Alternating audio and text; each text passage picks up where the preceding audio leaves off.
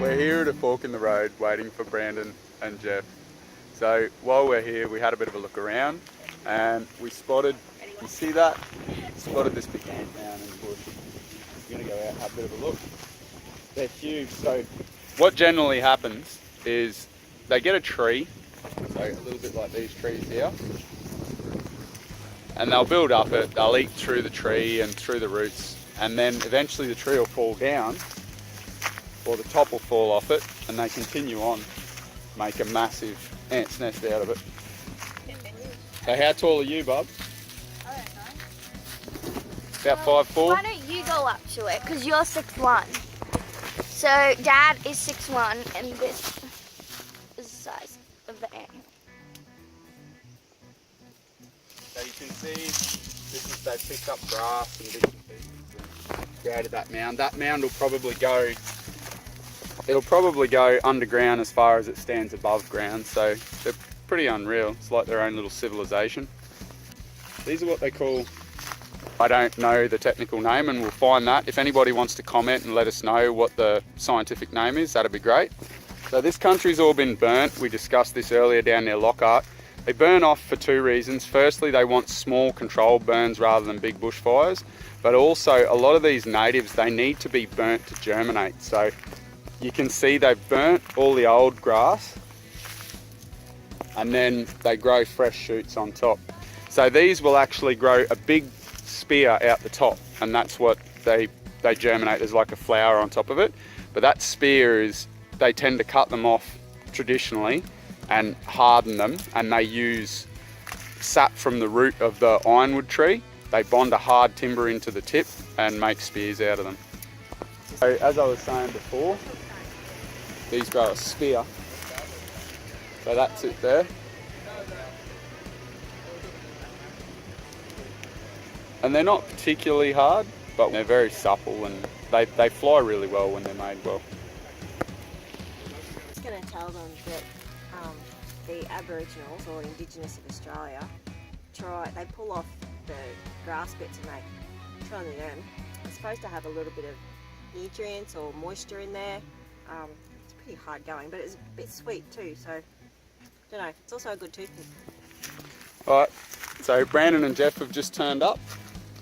We'll head out and keep going.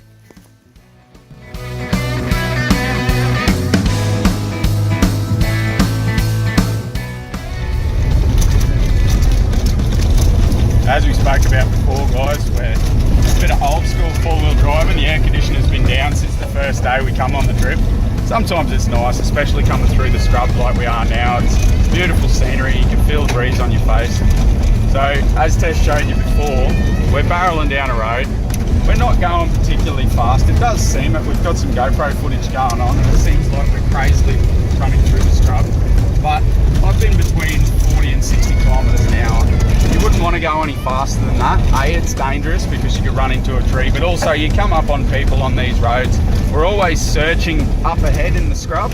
We're looking for dust trails so that you can see people coming, looking for glints off mirrors and windscreens and so on and so forth, just to see if people are coming, because it is hard there, and sometimes the bush is quite dense. So be careful when you're on these roads, especially if you're doing it for the first time. We've done years and years of driving on dirt roads and in the bush all our lives, probably since we were 12 and 14 years old, driving for friends and family or with friends and family, and you build up a lot of skills that you need, because dirt's a lot different than driving on a highway. But it is great fun, so as long as you take care, you'll have a ball.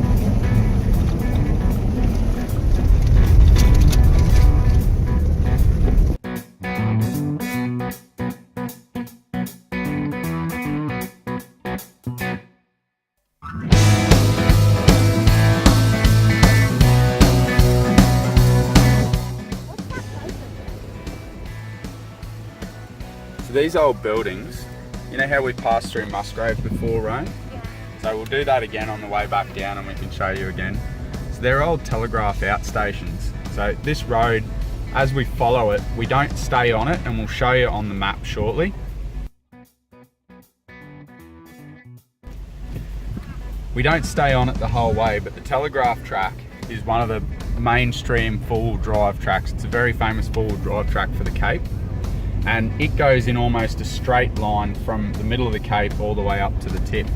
Those outstations used to be the only communication between the tip and further south, so the old telegraph line would come down and you could get messages from TI in the far north all the way down to the major cities.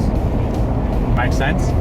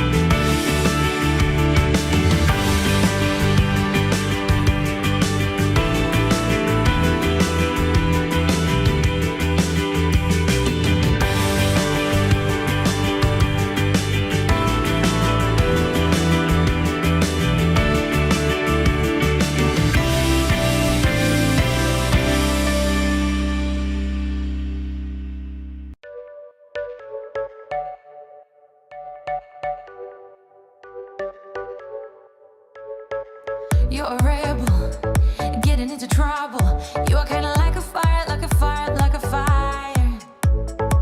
Unpredictable, so original. You are never backing down, backing down, backing down. That's what I like about you. So dangerous, I get this rush when I'm with you. I go all in to lose or win. Build things up to knock them down. It's the way we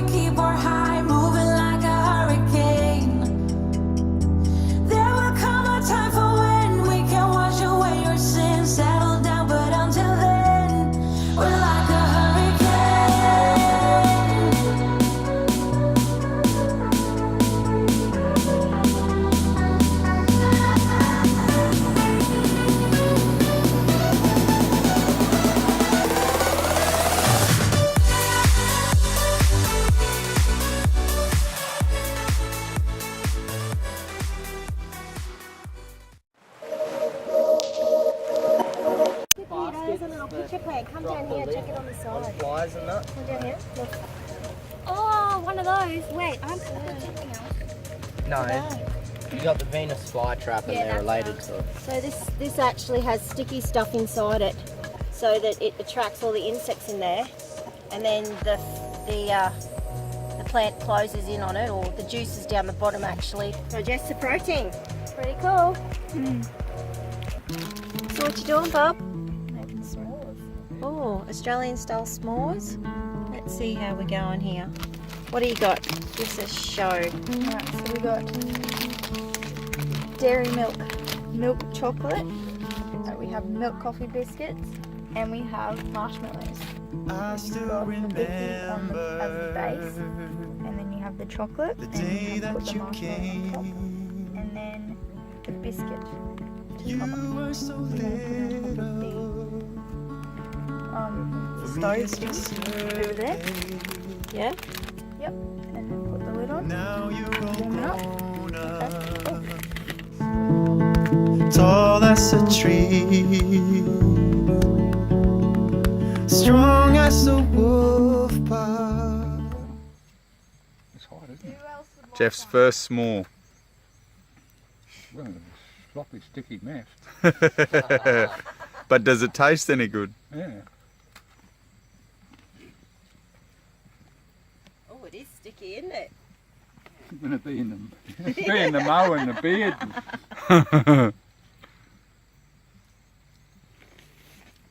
Yeah, apart from the messes. Yeah, I'm warm.